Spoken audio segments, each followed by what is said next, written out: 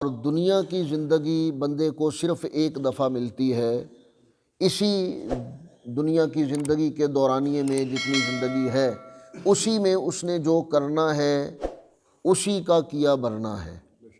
جو یہاں کرے گا، جو یہاں بوئے گا، وہی آگے جا کر کاٹے گا۔ اگر اس کا یہ خیال ہو کہ چلو اس دفعہ بو لیتے ہیں، جیسا بویا گیا پھر دیکھیں گے اس کا پھل کیا ملتا ہے، اس کا نتیجہ کیا نکلتا ہے، پھر دوبارہ اگر زندگی ملے گی تو پھر اچھا بولیں گے، اچھا کاٹ لیں گے، ایسا ہرگز نہیں ہے۔ یہ دنیا کی زندگی انبیاء کرام علیہم السلام آئے انہیں بھی ایک دفعہ ملی، اولیاء اکرام آئے انہیں بھی ایک دفعہ ملی، اللہ تعالیٰ کے بڑے محبوب، بڑے نیک بندے، بڑے اچھے لوگ دنیا میں زندگی گزار کے گئے انہیں بھی ایک دفعہ ملی، بڑے بڑے کافر دنیا میں آئے زندگی گزار کے گئے انہیں بھی زندگی ایک دفعہ ملی۔ دوبارہ یہ زندگی نہ کسی کو ملی ہے اور نہ کسی کو ملے گی۔ اللہ حضر الجلال نے ارشاد فرمایا وَلَوْ تَرَىٰ إِذْ وُقِفُوا عَلَى النَّارِ، اے میرے محبوب صلی اللہ علیہ وسلم آپ دیکھیں گے اِذْ وُقِفُوا عَلَى النَّارِ، جب وہ آگ پر کھڑے ہوں گے، جب کافر لوگ آگ پر کھڑے ہوں گے یا آگ میں کھڑے ہوں گے، آگ میں داخل ہوں گے، جب انہیں عذاب ملے گا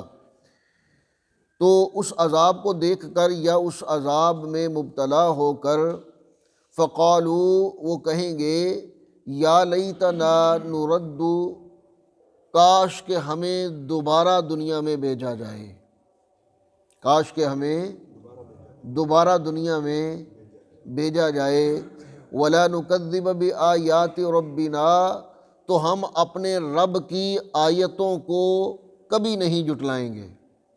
یعنی پھر جو اس نے کہا وہ مانیں گے، جو اس نے حکم دیا اس پر عمل کریں گے، جس چیز سے اس نے روکا اس سے ہم باز آئیں گے، پھر جیسا وہ کہے گا پھر ہم ویسا ہی کریں گے، لیکن یہ موقع نہیں ملے گا۔ اب اگر وہاں جا کر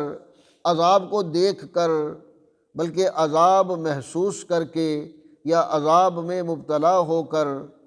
اگر یہ بات کہی جا سکتی ہے کہ اگر دوبارہ ہمیں زندگی ملے، دوبارہ دنیا میں بھیجا جائے تو پھر ہم نافرمانی نہیں کریں گے، تو یہ بات اس دنیاوی زندگی میں کیوں سمجھ نہیں آتی؟ جبکہ اللہ حضر الجلال نے ہر چیز کھول کھول کے بیان کر دی، ہر چیز بالکل واضح ہے، اور اللہ حضر الجلال نے جو فرما دیا یقیناً وہ حق ہے، اس میں کوئی شک کی گنجائش نہیں ہے،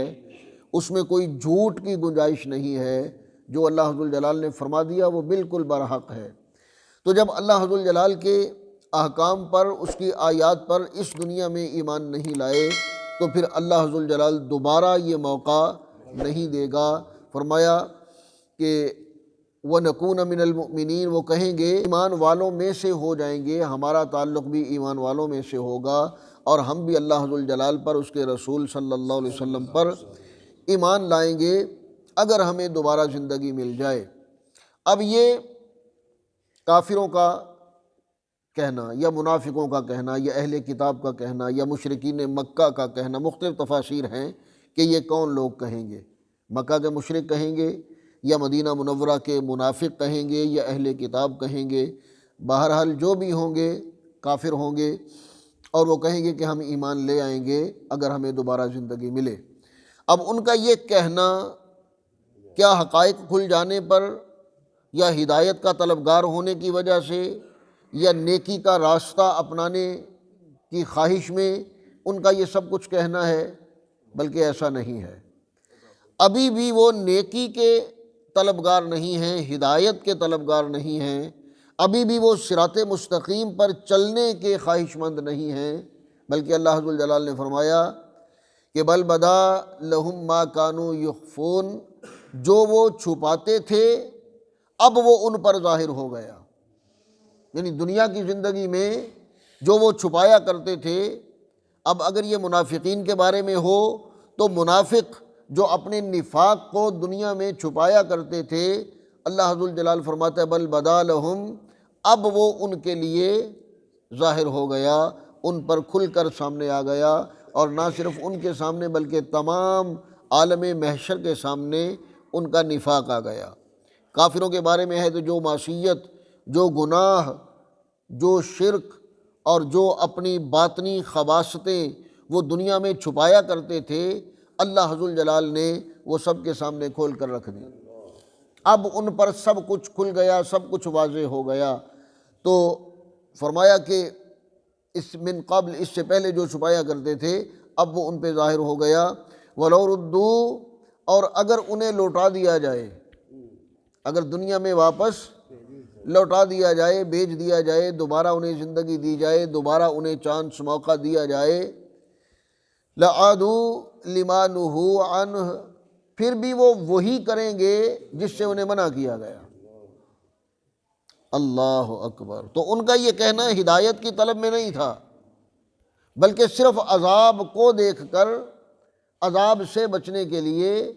جہنم سے بچنے کے لیے، اپنے برے انجام سے بچنے کے لیے انہوں نے یہ سب کہا کہ اگر ہمیں دوبارہ زندگی مل جائے تو ہم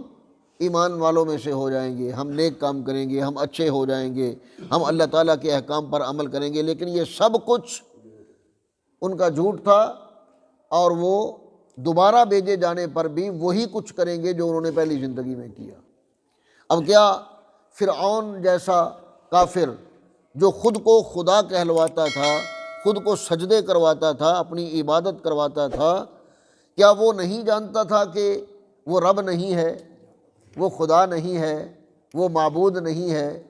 کیا وہ نہیں جانتا تھا کہ اسے پیدا کرنے والا کوئی اور ہے؟